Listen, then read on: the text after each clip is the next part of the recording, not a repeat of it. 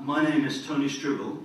I'm a university lecturer and also the coordinator of an organisation called the Comissió de la Dignitat, the Dignity Commission, which seeks to recover documents confiscated by Franco in 1938 and 1939 and return them to their rightful owners. My father was English and my mother is Catalan. I have lived almost all my life in one or other country. During my life, I have not been able to help noticing the very different ways in which fate has treated the two small European nations to which I belong. While it has made of one a fully emancipated nation playing a major role in current Europe and boasting a language that is truly universal, the other is a country that still lacks basic democratic rights, rights that most Europeans have enjoyed for years. Catalans are here today because they have always been present where the cause of freedom has been an issue. They were amongst the first nations to oppose feudalism. They opposed absolute monarchy in the War of Spanish Succession. They were amongst the first to face fascism in the mid-1930s. There were more Catalan victims of Auschwitz and Mauthausen than there were of many other European countries. And it was a Catalan photographer, Francesc Boix, who made known to the whole world the horrors of the latter camp. Catalans have always seen humanitarian causes and their national freedom as but one cause. Last Monday, popular Catalan journalist Joan Barril wrote in his El Periódico column, "We are happy that the Berlin Wall fell, but the Valle de los Caídos, the state tomb of Franco, still stands with all its honors.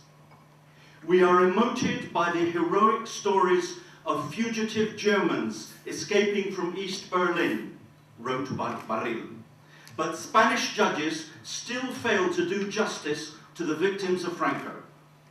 We love to proclaim our hate for Hitler, but in many Spanish cities there continue to be avenues bearing the name of Francisco Franco, a dictator who had no qualms about sending his troops to fight against the Allies. Several Spanish cities today even have the doubtful distinction of bearing street names dedicated to military units that fought against the Allies in World War II. Some may see this as an accident, as an anecdote. They may point to a law that has just been passed, allegedly to correct this. But this is no accident. The law they are referring to fails to make any real enforcement for democratic regeneration as was conducted in Germany, in Argentina, or in South Africa once democracy returned.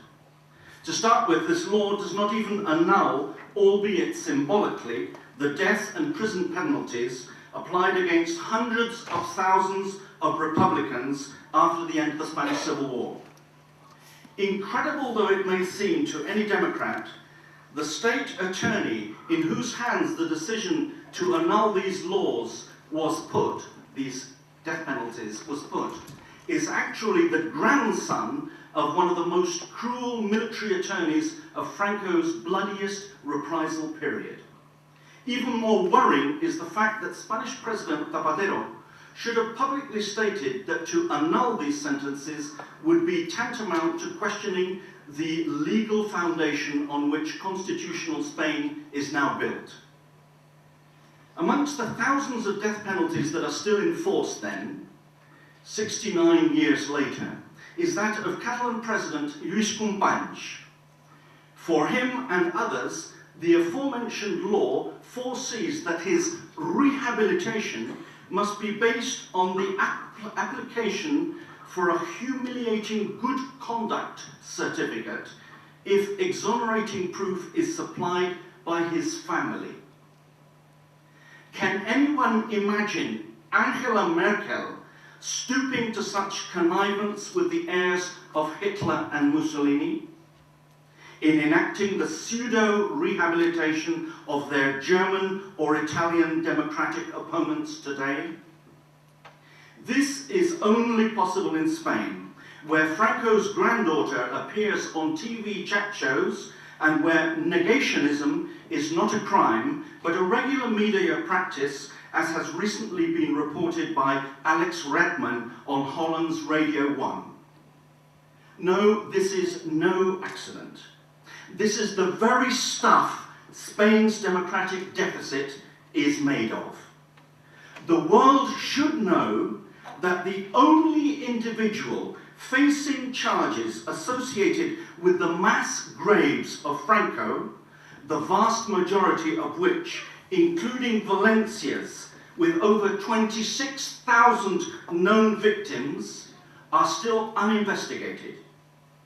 The only person, as I say, that is facing charges regarding with this whole affair is the very one judge who took steps to try and enable their possible investigation.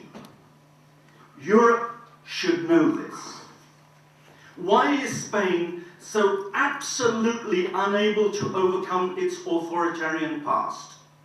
And why does Europe turn a blind eye to this in contrast with the recommendations of the Committee for Human Rights of the United Nations, which last October 2008 brought out a document urging Spain to do justice to Franco's victims, denouncing the fact that a law of 1977 should have granted amnesty for all crimes committed during the dictatorship.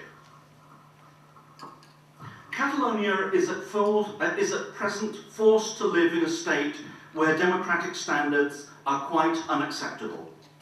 Cultural genocide was practiced against us for 40 years, and yet still today, no credible official acknowledgement of this has been made, nor indeed any serious attempt to make up for it.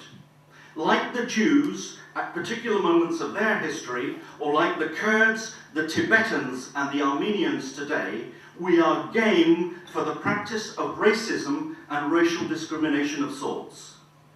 The current state's major endorser, King Juan Carlos, even went as far as to claim in the year 2001 that the Castilian language had never been imposed on anyone in the world, much to the offense of many South and Central American native tongue speakers, Catalans, Galicians, and Basques.